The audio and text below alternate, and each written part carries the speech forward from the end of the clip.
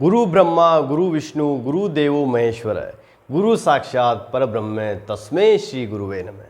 शास्त्र वाक्य में ही गुरु को ईश्वर के विभिन्न रूपों ब्रह्मा विष्णु एवं महेश्वर के रूप में स्वीकार किया गया है। गुरु तो परम ब्रह्म के समान होता है। ऐसे गुरु को मेरा कोटि कोटि प्रणाम।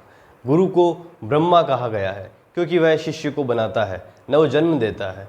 गुरु विष्णु भी है क्योंकि वह शिष्य की रक्षा करता है। गुरु साक्षात महेश्वर भी है क्योंकि वह शिष्य के सभी दोषों का संहार भी करता है। मैं अंकुर जोशी आपका बहुत बहुत स्वागत करता हूँ। कोई व्यक्ति इतना महान हो तो उसके लिए भी एक दिन होता है, वह दिन है गुरु पूर्णिमा। गुरु पूर्णिमा हिंदू कैलेंडर के अनुसार हर वर्ष आषाढ़ मास के शुक्ल पक्ष की पूर्णिमा को मनाया जाता है।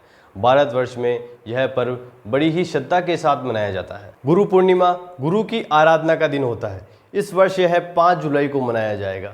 गुरु पूर्णिमा मनाने के पीछे यह कारण है कि इस दिन महर्षि वेद व्यास का जन्म हुआ था। गुरु पूर्णिमा वर्षा ऋतु के आरंभ में आती है। इस दिन से 4 महीने मौसम की दृष्टि से भी सर्वश्रेष्ठ होते हैं, न अधिक गर्मी न अधिक सर्दी, इसलिए अध्ययन के लिए उपयुक्त माने गए हैं। जैसे सूर्य के ताप से तृप्त भूमि को वर्षा से शीतलता एवं फसल पैदा करने की शक्ति मिलती है, वैसे ही गुरु चरणों में उपस्थित साधकों को ज्ञान, शांति, भक्ति और योग शक्ति प्राप्त करने की शक्ति मिलती है।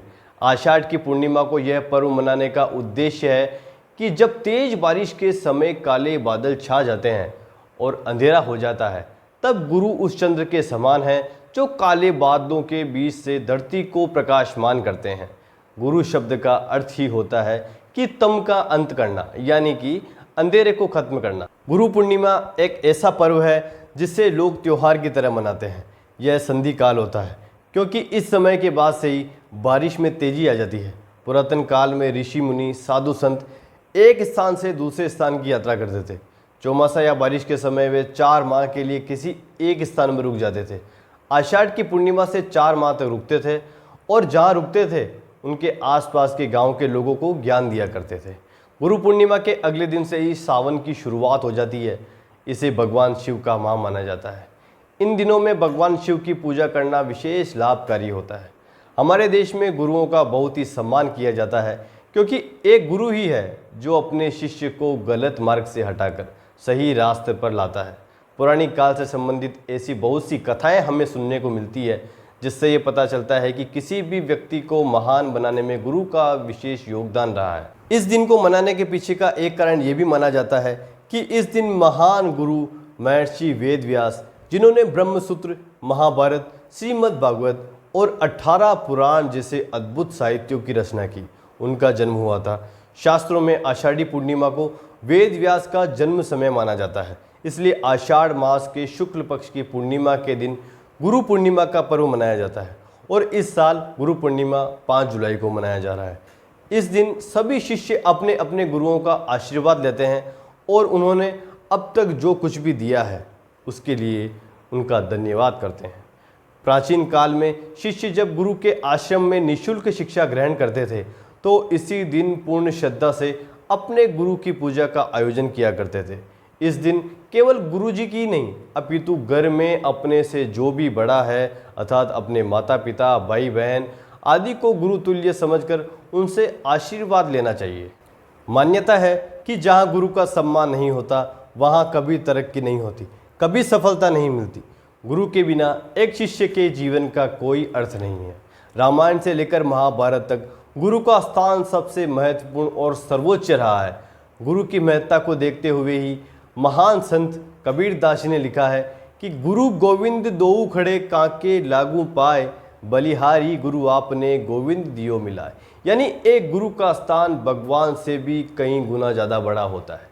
गुरु पूर्णिमा का पर्व महर्षि वेद व्यास के जन्म दिवस के रूप में मनाया जाता है।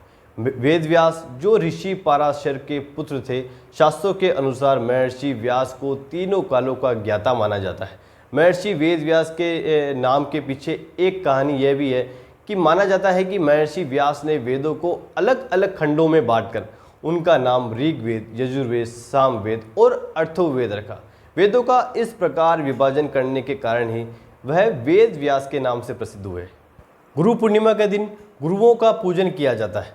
गुरु की हमारे जीवन में महत्व को समझाने के लिए गुरु पूर्णिमा का पर्व मनाया जाता है। गुरु पूर्णिमा पर लोग अपने गुरुओं को उपहार देते हैं और उनका आशीर्वाद प्राप्त करते हैं। जिन लोगों के गुरु अब इस दुनिया में नहीं रहे, वे लोग भी गुरुओं की चरण पादुका का पूजन करते हैं। माना जाता है कि इस दिन गुरुओं का आशीर्वाद लेने से जीवन के सभी कष्ट दूर हो जाते हैं। शास्त्रों में गुरु को परम पूजनीय माना गया है।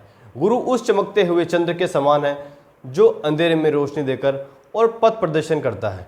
गुरु के समान अन्य कोई नहीं होता, क्योंकि गुरु भगवान तक जाने का मार्ग बताता है।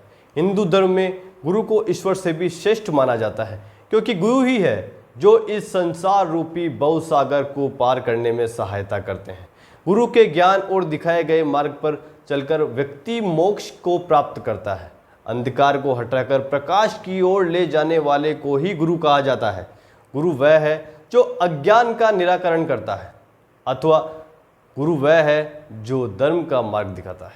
शास्त्रों में कहा गया है कि यदि ईश्वर आपको श्राप दे तो इससे गुरु आपकी रक्षा कर सकते हैं, परंतु गुरु के दिए हुए श्राप से स्वयं ईश्वर भी आपको नहीं बचा सकते।